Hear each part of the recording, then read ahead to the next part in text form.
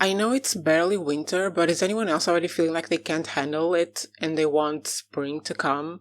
I mean, I can tell that I'm not gonna have seasonal depression this year, which is already a blessing, says the atheist. But yeah, I don't want it. I don't want to be cold. Like, look at this. I'm wearing a sweater. I feel like Silo is the kind of show where I don't even need to ask who's excited for season 2 because of the way season 1 ended.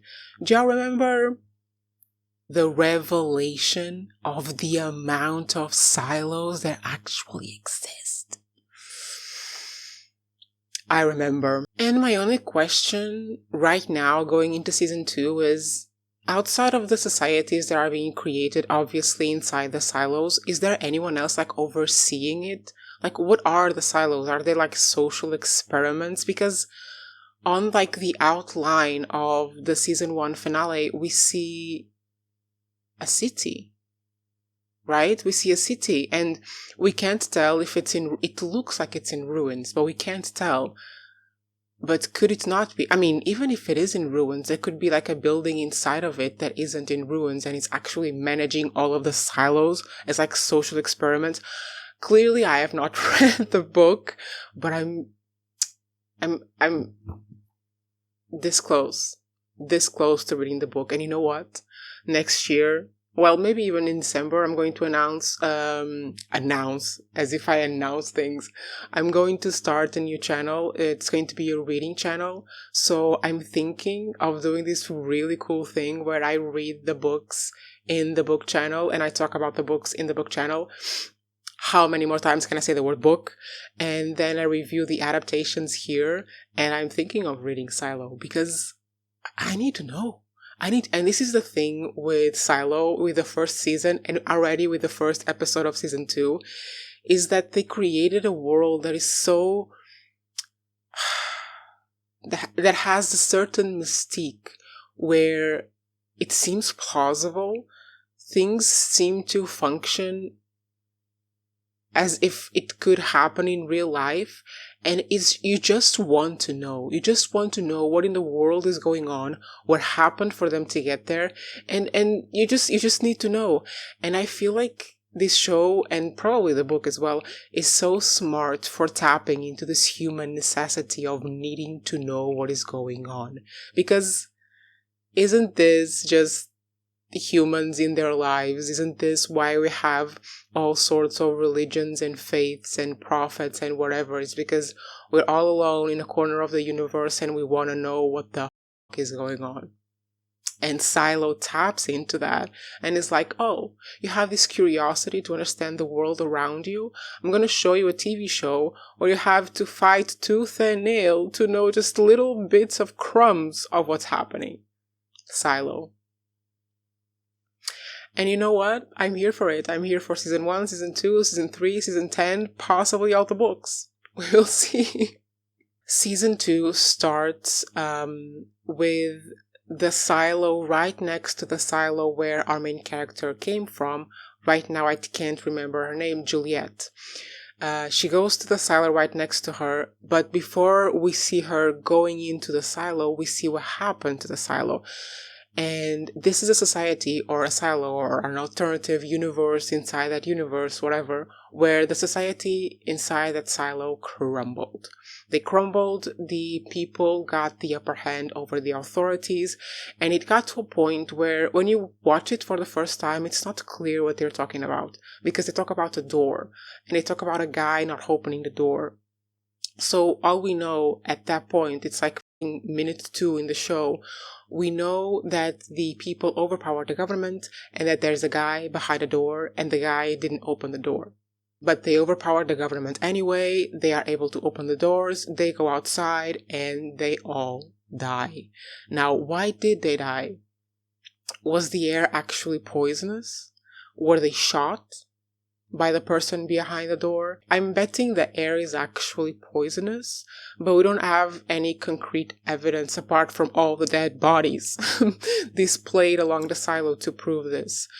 I guess we will find out for sure if the air is poisonous or not, because I think I don't know if I'm wrong about this because I didn't rewatch the entirety of season 1. I rewatched just parts of it.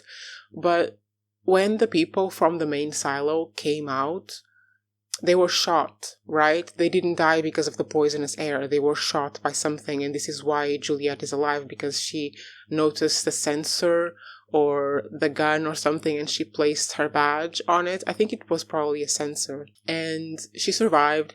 She's in the second silo, and the second silo people are dead. This is how she gets into the silo, by the way. She just walks over, like, on top of a bunch of dead bodies, which is so eerie and so freaky, and just well done. Just well done. So the first episode is just basically Juliette overcoming every single obstacle in front of her to find answers in the second silo. And really what it establishes is that Juliette is going to do whatever it takes to figure this shit out. We will follow her to the ends of the earth, and we will get there. Because Juliette will get it done. Baby girl almost dies, I don't know how many times. And she still gets there, and she still gets to where? To the goddamn door. Now, behind the door, there is this man. There's a man, and he appears lucid enough to recognize another person, lucid enough to give instructions, and those instructions are, you cannot come in. If you try to open the door, I will kill you. And this is how the episode ends. So the question is, who is the man behind the door? Why is the door there? Why was everyone able to take down the authorities, but they were not able to open the door? Well, the door probably only opens from the inside.